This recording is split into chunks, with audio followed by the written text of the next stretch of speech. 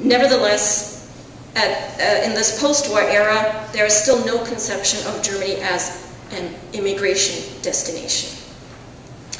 Then, however, in the late 50s and early 60s, the so-called Wirtschaftswunder, or economic miracle, occurred, and Germany was there was a huge labor shortage.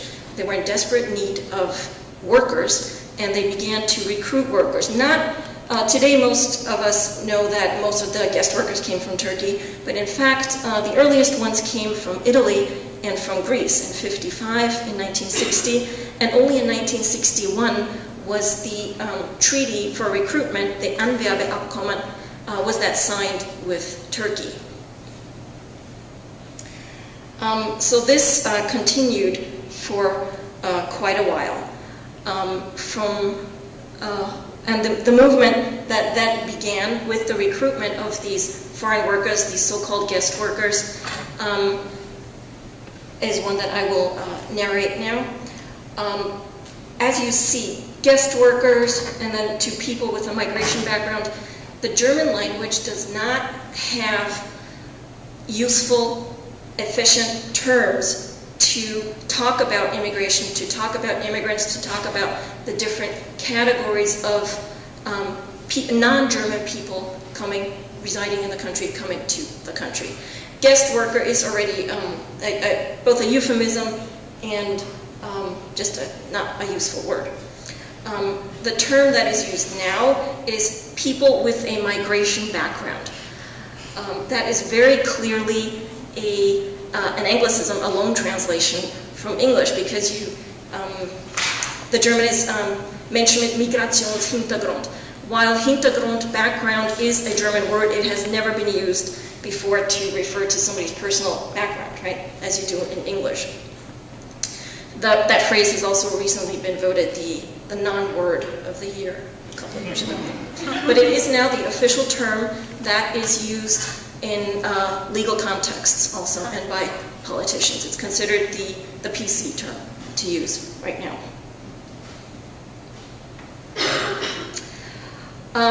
After several nice years with large economic growth, on November 23rd, 1973, recruitment ended. A law was passed that there would be no more guest workers. This had to do with the slowdown of the global economy in the 1970s. That was called the Anwerbestopp, or recruitment stop. At that time, there were 2.6 million guest workers present in Germany. The question is, when you call somebody a guest worker, when do they leave, right? There might be no new guest workers coming.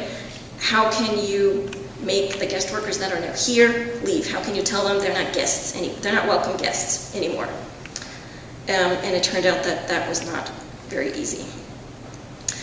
The 1970s and the 1980s were decades filled with various attempts on the part of politicians to regulate or to curb the asylum process, and also in general to reduce the number of foreigners in Germany. So for the guest workers that were present in the country, funds were set aside to encourage them to go back to their homes.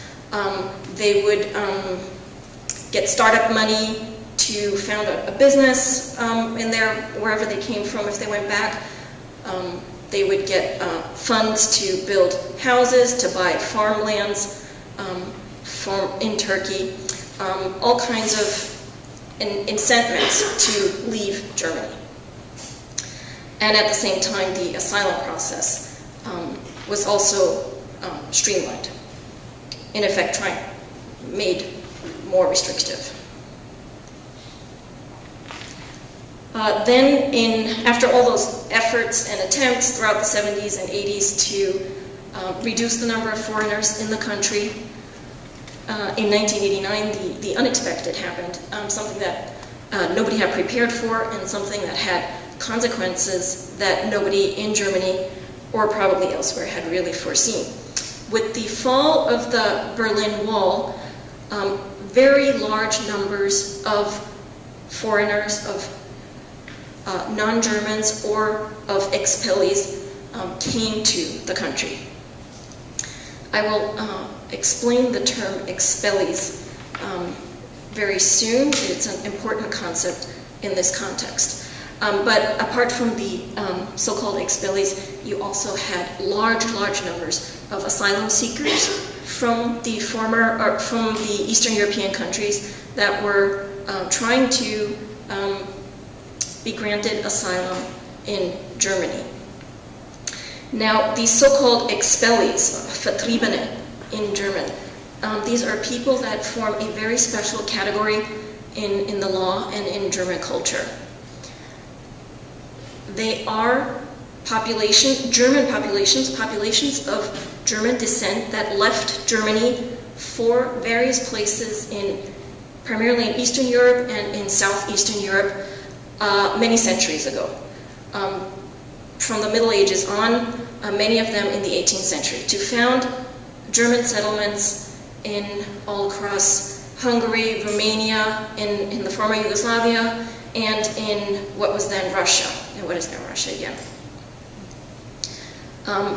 These communities kept their native culture, their German culture, and they kept the German language. After World War II, when the Soviet army came into and occupied Eastern Europe, many of these ethnic German groups, as they're called,